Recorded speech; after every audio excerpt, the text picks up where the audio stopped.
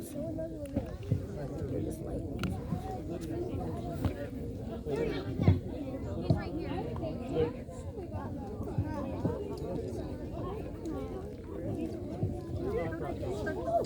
evening, ladies and gentlemen, and welcome to the 2023 Independence Day fireworks display sponsored by We the People. Before we begin the show, let us take a moment of silence to remember the American heroes who have sacrificed their lives for our freedom. To honor their ultimate sacrifice, we will have a 21-gun salute followed by taps. Ready, aim, fire. Ready, aim, fire. Ready, aim, fire.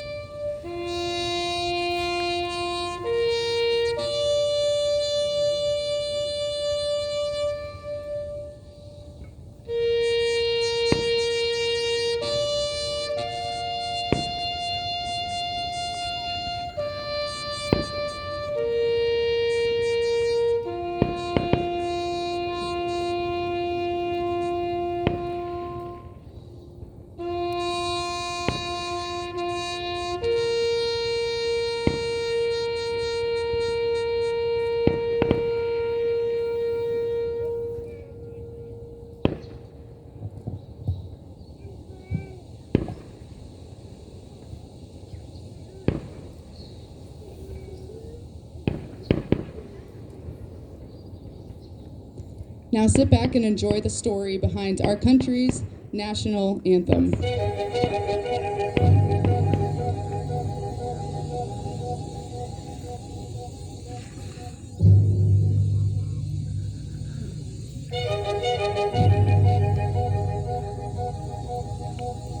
There was a lawyer once. His name was Francis Scott Key. He penned a song that I'm sure you're aware of. You've seen it. It's in most hymnals throughout our churches. It's called the National Anthem. It is our song as an American. We go, however, to a ball game. We stand in our church services and we sing the words of that song in the War Fleet Unleashed. He says the sound was deafening. There were so many guns that there were no reliefs. He said it was absolutely impossible to talk or hear. He said suddenly the sky, although dark, was suddenly lit. And he says from down below, all he could hear the men, the prisoners, saying was, "Tell us where the flag is. What have they done with the flag? Is the flag still flying over the rampart? Tell us." 1 hour, 2 hours, 3 hours into the shelling. Every time the bomb would explode and it would be close to the flag, they could see the flag in the illuminated red glare of that bomb, and Francis Scott Key would report down to the men below, "It's still up. It's not down." The admiral came and he said, "Your people are insane." He said, "What's the matter with them?" He said, "Don't they understand this is an impossible situation?" Francis Scott Key said he remembered what George Washington had said. He said the thing that sets the American Christian apart from all other people in the world is he will die on his feet before he'll live on his knees. The Admiral said, "We have now instructed all of the guns to focus on the rampart to take that flag down." He said, "We don't understand something. Our reconnaissance tells us that that flag has been hit directly again and again and again, and yet it's still flying. We don't understand that. But he said, now we're about to bring every gun for the next 3 hours to bear on that point. Francis Scott Key said the barrage was unmerciful. All that he could hear was the men down below praying. The prayer. God, keep that flag flying where we last saw it. Sunrise came. He said there was a heavy mist hanging over the land, but the rampart was tall enough. There stood the flag, completely nondescript, in shreds. The flagpole itself was at a crazy angle, but the flag was still at the top. Francis Scott Key went aboard and immediately went into Fort Henry to see what had happened.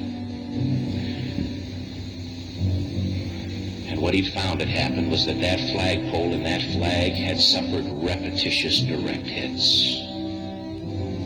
And when it had fallen,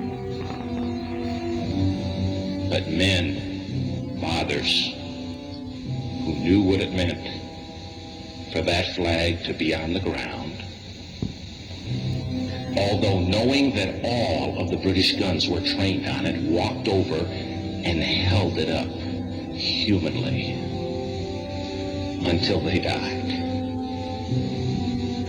Their bodies were removed and others took their place. Francis Scott Key said what held that flagpole in place at that unusual angle were patriots' bodies.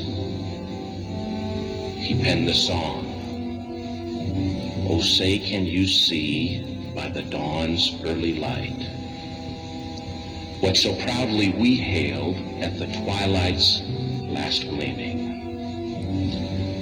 O'er the rocket's red glare, the bombs bursting in air, gave proof through the night that the flag was still there.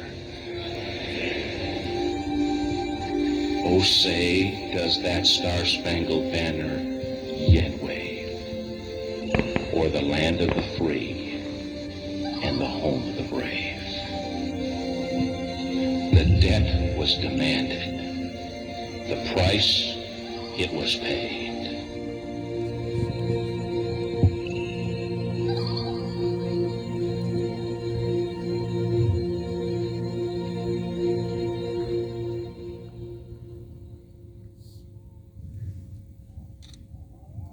Please rise for the playing of the national anthem.